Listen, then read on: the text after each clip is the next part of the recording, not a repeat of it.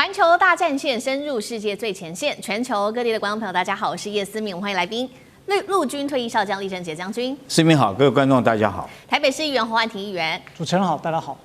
资深媒体人洪华干干哥。思敏好，大家好。好，观众朋友，今天节目一开始，我们要来关心到的是中美之间的，不管是在经济、科技，甚至 AI 大战持续的开打。一向反中的川普，这一回接受了福斯新闻的专访，大改口说呢，要招60万名的中国大陆的留学生到美国去，被视为是要替中国，难道要打造大陆的工程师大军吗？今天我们都会一次的来做解读。3个火线话题，今天会请来宾来帮我们做解答。首先，我们来看到第一个哦，川普现在变脸了，骂完中国之后，又突然间要保护起大陆了。我们来看到的是川普替中国留学生说话，这一回可是惹毛了自己的基本盘哦。为什么他要替大陆说话呢？是选前的操作，还是来自于金主的压力呢？今天我们一起来做解读。第二件事情，刚刚说了，开放的留学生数量达到了60万人，但是现在 AI 中美之间不是正在冷战吗？为什么现在有一个说法是川普替中国来打造自己的工程师啊？那么川普放了史上最多的中国留学生进来，学者怒批啊，是在帮中国养 AI 军团。第三件事情我们要来关心到的是，台湾的部分也跟着美国一起来这个欢迎陆生，陆生的数量确实有增加，但是学位生的部分是没有增加的。陆委会现在怪中国大陆，真相真的是这样子吗？今天我们都会一起就这些议题来做解读。好，赶快来看到川普过去不断的威胁中国威胁论，并且他说了要撤销在美国的这些中国大陆的留学生。比较吊诡的事情是，就在这几天11月10号的时候，川普接受了福斯新闻的专访。这位女主播她的问题蛮尖锐的，她提问川普说，中国留学生偷了在美国的技术，为什么一定要招募中国留学生呢？法国人难道不好吗？没有想到川普是当场反撬这位主持人，他说：“你真的觉得法国人比较好吗？我可不这么认为。”并且他也帮中国大陆做辩护哦。在11月10号他接受专访的时候，他说呢，如果减少了外国留学生的数量，会造成美国大学的财务上面的打击，甚至可能会倒闭。那么他也特别提到了说，你不想要把这些来自世界上1半的学生都砍掉，那会摧毁我们美国的整个大学和学院的体系。我并不想要这么做。好，这个话一出来之后，是立刻受到了美国自己内部这些保守派的反对哦。赶快来看到这位是 Mega 的支持者，同时也是当地一位比较有名的社会心理学家，他痛批川普，他是这样跟他讲的：作为忠实的 Mega 支持者啊，我不想让任何一个中国学生待在美国，他认为中国会窃取美国的技术。节目一开始要特别来请教汉庭怎么看了？为什么川普一向都在说这个中国威胁论，这时候态度要180度的这个转向，替中国留学生说话了？是有什么样的政治考量吗？那面对现在美国自己内部的保守 Mega 势力，川普接下来会怎么做呢？才不会分裂自己的基本盘？川普其实说出了大实话，就从封杀到抢人，为什么突然变得真香呢？并不是中国大陆的留学生多厉害，而是钞票真香啊！毕竟是现实的经济因素打脸。中国大陆的留学生每年可以贡献140亿美元的学费和消费，哇，是占美国国际学生总贡献的1/3啊！所以这么多钱，你通通都不要吗？那这一些能够创造的产值跟经济价值，你也都不要吗？如果按照当初川普的早期政策，要砍半中国大陆的留学生，全美将近有200多所的大学会面临财务的危机，中小型的院校更可能面临倒闭。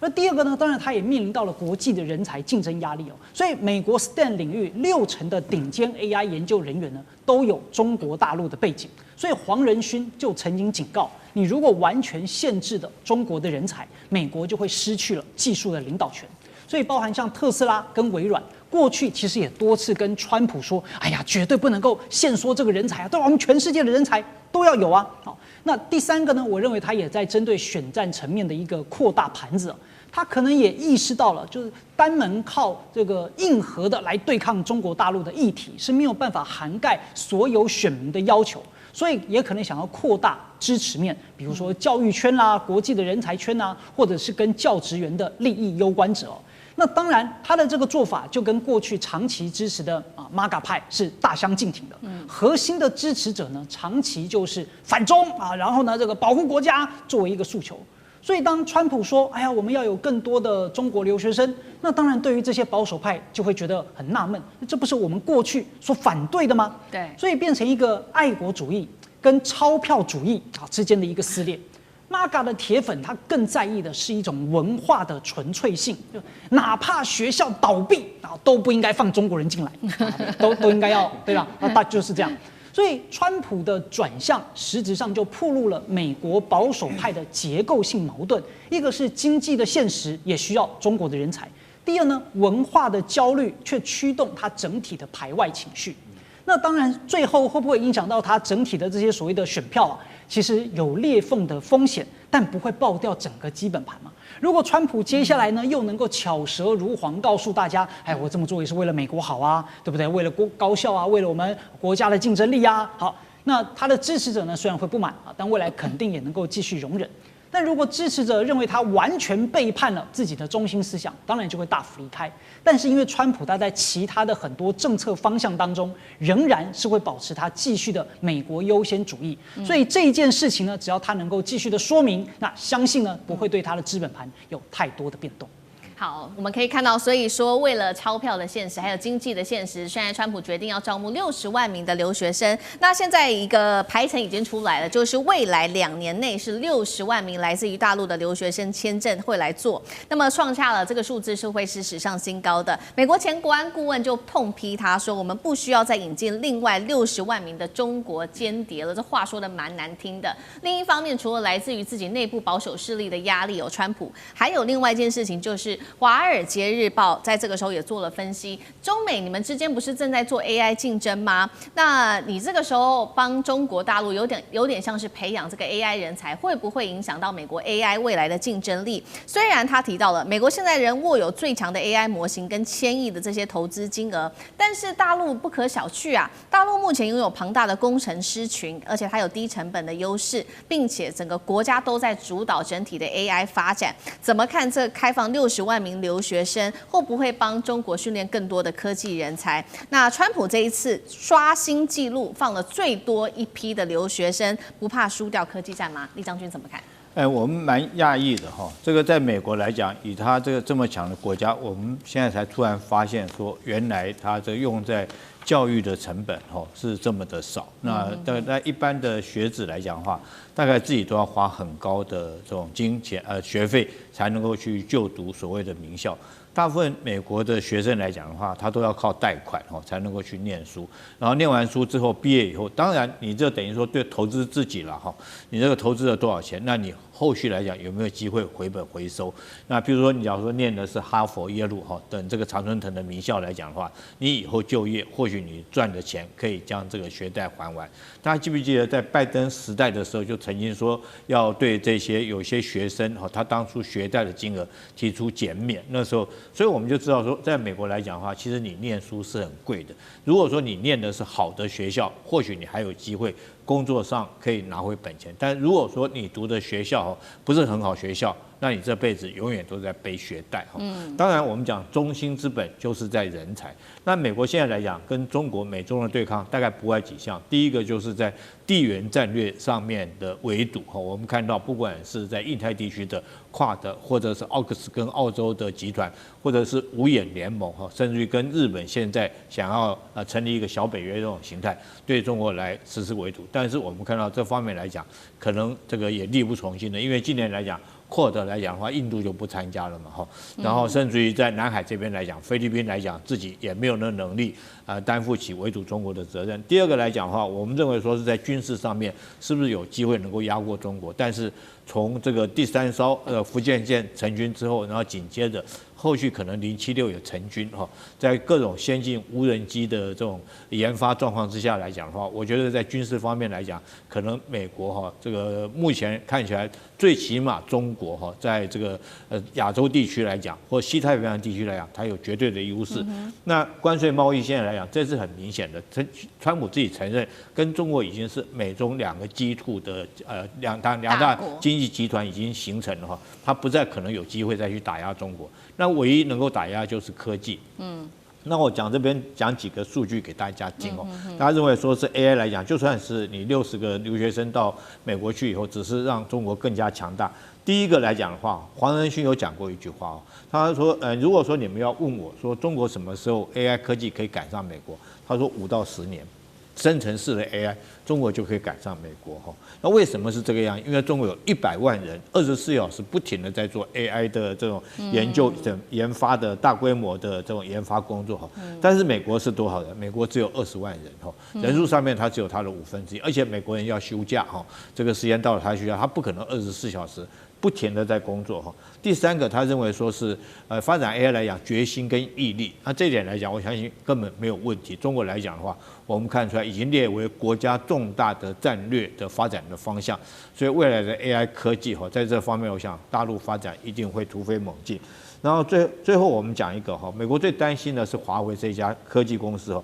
华为来讲这个。他现在的升腾910C 这个晶片哈，这个黄仁勋他说，他这个晶片跟他自己的 NVIDIA 最先进的 H100， 当然贝克威尔更先进了，他原来是 H100，他说升腾910C 的速度只是 H100只比它慢了8到12%，也就是但是它的数量哈，每个月他说每个月哦。910C 可以做20万片，那你看这种数量是怎么样的惊人哦？所以最后我认为说是，如果说是美国继续在科技方面这个继续打压中国，那制裁中国来讲的话，我觉得这种制裁结果只会就把这个 AI 最后冠军的奖杯是美国自己亲手把它颁给中国。是好，所以我们看到这个刚刚提到了嘛，所以美国现在说要这个招募的60万人，保守派势力也就说了，他们担心说你会不会这样做，反而有助于中国打这一场科技战呢？因为现在美国眼前最害怕的问题也是跟中国打这一场科技战。除了在美国方面针对这个陆生有所这个政策上面的修正之外，台湾的部分也跟着美国的脚步在做修正吗？我们来看到一个最新的数据，有关于大陆的研究生在台湾的人数，去年是2296人，今年只有光是1到6月，其实已经超过了去年的数字，达到了3046人。另外，在这个短短的暑期2个月的时间之内，台湾多所大学邀请了100位的陆生，500多位的陆生来台研修，并且还有400多位的陆生来台湾参加这些母校的校庆。但是比较吊诡的事情是，现在看起来虽然研究生的数量有在增加，但是有关于陆生新生来台的数字仍然是5年来都是持续的挂零。陆委会也同步喊话了，就说是中国大陆那边在卡人。干哥怎么看？我们看这个新闻，如果说不给你解析一下哈，你不会理解，因为上面好漂亮。你看去年来了2296名陆生啊，今年到9月已经有3046名了，那不是很多交流吗？啊，就是好像来来往往，这个非常的热络啊。不是，这些都是研究生，而且是短期进修生，大家能够理解那个感觉吗？所以到了最后才告诉你说，5年来台陆生新生是0，没有一个可以到台湾来念书，那就是基本政策出了问题嘛。所以我们今天看到川普这样子，他愿意开放陆生来，那结果我们自己台湾呢？台湾跟大陆是兄弟，是同文同种，然后我们竟然可以说，我们还是欢迎你来，但是你审核就不会过。陆委会主委，我们的那个邱垂正他怎么说？从来我们对于学术交流都是健康的、支持的，从来没有阻挡。而且我们认为说，在那个赖清德总统今年3月有提出来说，对于大陆工作17项的工作，他说。那个主旨是我们以后两岸交流要尽量不要政治化啊，尽量要这个这个去风险化等等。但是问题是你对于大陆的学生来台念书，你真的非常的严格，不要跟我讲说这种表面上风光好听的话，但实际上你今天对于大陆的任何一切不管是人事物要进到台湾来的话是。前所未有的严格，然后呢，我们只要听你这样子讲，我们马上就想到一件事情：你对于那些发表不当言论的陆配，我说句实在话，你可以用相关法令来办它，不是，是驱逐出境。如果今天你对于陆配是这样子处置的话，那谁会相信你对于两岸之间的文化、学术交流还存着几分的敬意跟几分的期待呢？你根本就是要封杀跟扼杀，你的做法比川普还要恶劣，还要可恶，还要令人不解，还要令人震惊。我相信川普自己本身都会觉得说，你们同文同种可以做到这样，这怎么能够让人家相信？所以邱垂正，你也不要再讲那些我们听不下去的话，因为人家就是不来的原因，就是因为什么？我可以告诉各位，很多公立或私立的台湾顶尖学府，他们不想审，为什么？因为他们知道，如果陆生送件的话，到了陆委会又会碰壁，答案就是这样，事实就是这样。所以为什么他们都比较倾向于拒绝去审这样的东西？久而久之，然后大陆方面他们也不让陆生来台了，所以5年来陆生来台是挂零。这个问题如果不解决，跟我们的观光一样，中间有一条，他讲说，照今年9月有3046名研修生来台，超过去年整年的入境人数。什么入境人数？观光入境人数比观光客还要少，就是意思就是说，这个入境的那个研修生要比观光客还要多，观光客还比较少，大家了解那个意思了吗？所以这是两岸之间非常严重的问题，我觉得我们的政府应该好好检讨。好，谢谢干哥，那我们休息一下，马上回来。地缘政治、美中之争、战略价值、强权崛起、小国生存，现在与未来洞悉事件走向，掌握世界脉动，全球观点尽在环球大